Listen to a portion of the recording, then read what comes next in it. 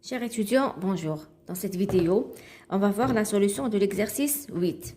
Dans cet exercice, on vous dit, on exerce une force F qui est égale à 3 newtons sur le bloc 1 de masse M1 égale à 2 kg, qui est en contact avec le bloc 2 de masse M2 égale à 1 kg.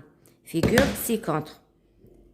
Donc, comme vous le voyez sur la figure, on a le bloc 1 en contact avec le bloc 2 sur une table parfaitement lisse.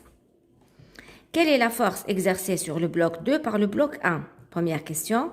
Deuxième question, quelle est la force résultante exercée sur le bloc 1? Et conclusion. Donc, j'ai repris la figure ici. On a le grand bloc M1 en contact avec le bloc M2. Donc, on a les mots-clés de l'exercice qu'il faut bien souligner. Le mot parfaitement lisse. Parfaitement lisse, ça veut dire qu'il n'y a pas de frottement entre les blocs 1, bloc 2 et la table. Donc, il n'y a pas de frottement entre les deux blocs et la table. Voilà. Donc, la première des choses, pour trouver la force exercée sur le bloc 2 par le bloc 1, pardon. Donc, la force Hadia, la force exercée par le bloc 2 sur le bloc 1, on va l'appeler C1 sur 2. La force appliquée par 1 sur 2. Donc, pour trouver la force Hadia, on va essayer de représenter toutes les forces appliquées sur le bloc 2. Donc, quelles sont les forces appliquées sur le bloc 2? On a bien sûr la force du poids. La force du poids, faites attention, on la représente toujours, le point d'application taha, ou le centre de masse. Toujours, on va la représenter à partir du centre de masse. Bien sûr, le bloc M Hada, comme il est posé sur la table, donc il va exercer une sorte de pression sur cette table. Donc, la table à son tour, elle va exercer une force de contact sur le bloc M2. D'accord? Donc, cette force, c'est ce qu'on a appelé dans le cours la force C, la force de contact C. La force de contact, on va l'appeler ici C2, puisqu'elle est liée au bloc M2. Donc, la force C2, pour pouvoir la représenter, bien sûr, on va essayer de choisir un repère. Donc, on a un axe, l'axe X et l'axe Y. Ou là, l'axe parallèle et l'axe perpendiculaire. D'accord? Donc, la composante parallèle et la composante perpendiculaire. Ou là, la composante X et la composante Y. Donc, la force C2, qu'est-ce qu'elle a comme composante? On a C parallèle plus C perpendiculaire. D'accord? Si je choisis un repère parallèle et perpendiculaire. Exactement la même chose. Donc, je prends le cours. On a blé C parallèle. C'est quoi? La partie C parallèle, la composante C parallèle, c'est la force de frottement. Caractérise la force de frottement. D'accord? C parallèle, c'est donc, plutôt, pardon, je vais écrire 2, hein. C2 parallèle et C2 perpendiculaire. Donc, la force de frottement, il n'y a pas de frottement entre le bloc M2 et la table. S'il n'y a pas de frottement, cela veut dire quoi? Cela veut dire que C2 parallèle est égal à 0. Si c'est égal à 0, cela veut dire que C2 est égal à C2 perpendiculaire. Et donc, je peux la représenter comme ça, la force C2, voilà, qui est égale à C2 perpendiculaire. D'accord? Maintenant, pour revenir à notre force, C1 exercée par le bloc 1 sur 2. Donc, on a bien sûr, comme le bloc 1 est en contact avec le bloc 2, donc le bloc 1, il va exercer une force sur le bloc 2. Donc, cette force, alors, je ne sais pas la représenter a priori. D'accord? Si je ne sais pas la représenter, qu'est-ce que je vais faire? Je vais écrire puisque le bloc, il est en contact avec M1. Qu'est-ce que je vais écrire? Je vais écrire somme des forces appliquées sur le bloc M2A. Somme des forces extérieures est égale à M2A. D'accord? Est égale à M2A. Henaya, A, qu'est-ce que je vais mettre? Je vais mettre A1 ou la A2. Comme le bloc M1 est en contact avec le bloc M2, lorsque j'applique une force F, le bloc M1 va se déplacer en parallèle avec le bloc M2. Donc, ils auront la même accélération. Cela veut dire que A1 est égal à A2, que je vais appeler A. D'accord? Ils ont la même accélération. L'accélération de le bloc 1 égale à l'accélération du bloc 2. Donc, je vais appeler A tout simplement. Donc, quelles sont les forces exercées sur le bloc 2? Sur le bloc de masse M2. Ça sera P plus C plus C1 sur 2 qui est égal à M2A. Le mouvement, il se fait dans ce sens. Cela veut dire que M2, le vecteur accélération, il est comme ça. D'abord, le vecteur accélération. Donc, M2 fois A, ce sera quoi? Ce sera un vecteur qui a la même direction et le même sens, puisque M2 est positif. Regardez, qu'est-ce que vous voyez ici? P ou C2, Raham, des forces de même direction, de sens opposé. Donc, P2 ou C2, ils vont s'annuler entre eux. D'accord? Qu'est-ce qui va me rester? Il va me rester C1 sur 2 est égal à M2A. Est égal à M2A. Le vecteur accélération, il est comme ça, multiplié par M2, il sera toujours dans la même direction. Donc, la force C1,2, elle sera représentée comme ça.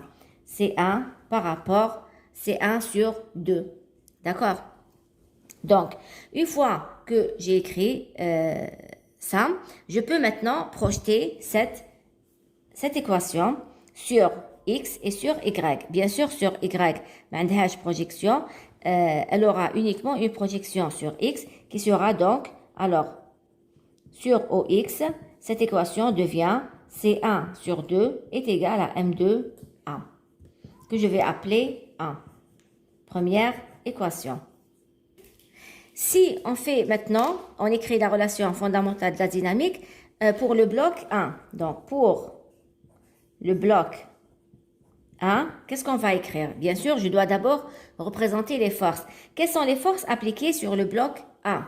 Donc, j'aurai la force P1, d'accord? La force, comme on l'a dit pour le bloc M2, la force de contact, d'accord? La force de contact, ça sera aussi, donc, ça sera C1, C1, qui est égal à C1 parallèle plus C1 perpendiculaire. Or, C1 parallèle est égal à 0. Pas de frottement. Parce qu'il n'y a pas de frottement. Cela veut dire que C1 est égal à C1 perpendiculaire. Et je peux donc représenter C1 comme ça. D'accord? Maintenant, qu'est-ce que j'ai aussi comme force? Donc, on a la force P1, on a la force C1, la force F, bien sûr. Et qu'est-ce que j'ai aussi comme force? On a la réaction de la force C1 sur 2. Si le bloc 1 applique une force C1 par rapport à 2 sur le bloc 2, bien sûr, le bloc 2 va appliquer aussi une force sur le bloc 1, qui est C2 par rapport à 1. Donc, C2 sur 1, c'est la force appliquée par le bloc 2 sur le bloc 1. Rappelez-vous, à toute action, qu'il y a une réaction. Puisque, alors, les deux forces d'action et de réaction, ont la même direction, le même module et de sens opposé. Cela veut dire que C2 par rapport à 1, je vais l'appliquer comme ça. D'accord? Donc, si j'applique la relation fondamentale de la dynamique sur le bloc 1, donc relation fondamentale de la dynamique sur M1, qu'est-ce qu'elle me donne? Somme des forces extérieures est égale à M1A, qui est donc égal à F plus plus P1 plus C1 plus C2 par rapport à 1 égale à M1A. Voilà. Je vais maintenant projeter cette équation sur X, Y ou là sur l'axe parallèle et l'axe perpendiculaire. Donc, si je projette sur l'axe parallèle et sur l'axe perpendiculaire, qu'est-ce que je vais avoir? Sur l'axe parallèle, regardez, C2A, elle est dans le sens contraire à l'axe parallèle. Par contre, F, elle est dans le même sens. Donc, j'aurai F moins C2 par rapport à 1 est égal à quoi? C'est M2A.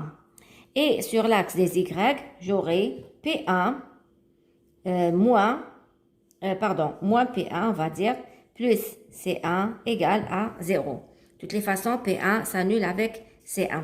Donc, là, la relation qui m'intéresse, ça sera 2. Donc, pour trouver C2,1, je sais que C1 par rapport à 2 est égal à C2 par rapport à 1. On a ces deux forces d'action et de réaction. Elles ont le même module, la même direction et de sens opposé. Donc, les relations, c'est quoi? C'est C1 par rapport à 2 est égal à M2A. On dit F moins C2 sur 1 qui est égal à M2A. Bon, là, je me suis trompée. Là, c'est 1. Voilà, là, c'est 1. Là, c'est 1 et non pas 2. Voilà.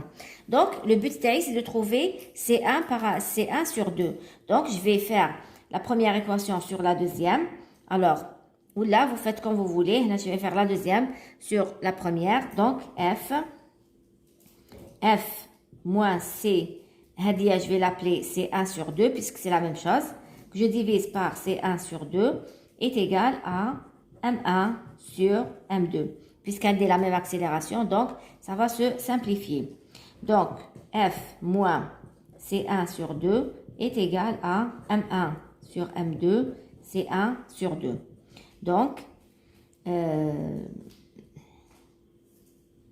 F est égal à M1 sur M2 plus 1 que je multiplie par C1 sur 2.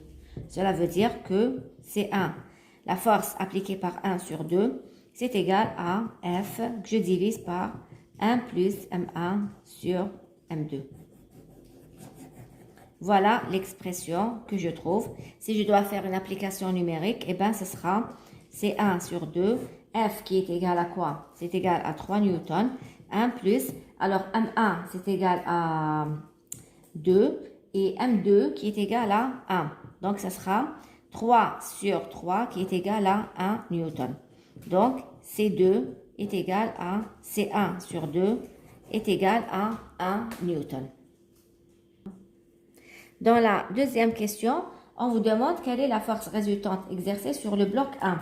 Rappelez-vous, sur le bloc 1, qu'est-ce qu'on a fait? Quand on a représenté les forces sur le bloc 1, qu'est-ce qu'on a dit? On a dit que P1 va s'annuler avec C1. Alors, la même direction, de sens opposé, le même module.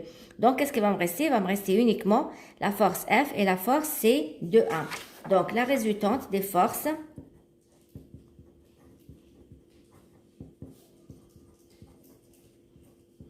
appliquées sur M1, ce sera donc, on a dit F plus P1 plus C1 plus C2 sur 1 est égal à M1A. Donc, comme P se simplifie avec C, et quand je projette sur l'axe des X, j'aurai F moins C2 sur 1 qui est égal à M1A. Cette résultante, la force, est égale donc à F qui est égal à 3 newtons, moins C2 par rapport à 1 qui est égal à 1 newton. Donc, la résultante des forces appliquées est égale à 2 newtons. La résultante des forces appliquées sur le bloc M1 est égale à 2 newtons. On vous demande de tirer une conclusion. Quelle est la conclusion qu'on peut tirer? Regardez, qu'est-ce qu'on a appliqué? On a deux blocs. on a deux blocs, le bloc 1 et le bloc 2. Sur le bloc 1 et le bloc 2 en même temps, on a appliqué une force F qui est égale à 3 newtons. Cette force égale à 3 newtons va servir de déplacer les deux blocs. D'accord? Cette force est censée appliquer sur le bloc 1 pour déplacer les deux blocs. Donc, cette force, elle a été partagée en deux valeurs, si vous voulez. La première, parce que c'est 2,1, la résultante appliquée sur le bloc M1, la résultante appliquée sur le bloc M1, on a trouvé combien? On a trouvé 2 newtons. Donc, et la force appliquée par le bloc 1 sur le bloc 2, c'est 1 newton. Donc, comme si que la force a été partagée entre une partie qui a servi à déplacer le bloc 2 par rapport à 1, qui est égal à 1 newton, et la force 2 newtons qui sert à déplacer l'ensemble. D'accord? Bien sûr, puisque les deux blocs n'ont pas la même masse, donc il est logique que l'un des blocs prend plus de force que l'autre. Puisque ما عندهمش la même force, ما عندهمش la même masse, donc c'est logique que la force le premier bloc soit plus importante que la force appliquée sur le deuxième bloc. Voilà. Donc, je répète, en conclusion, les 3 newtons ont été partagés en deux parties. Une partie donc qui est égale à 2 newtons, c'est la résultante des forces appliquées sur le premier bloc. Voilà. Qui sert à déplacer donc les deux blocs et une partie donc qui est égale à 1 newton. C'est la force appliquée par 1 sur 2. Voilà.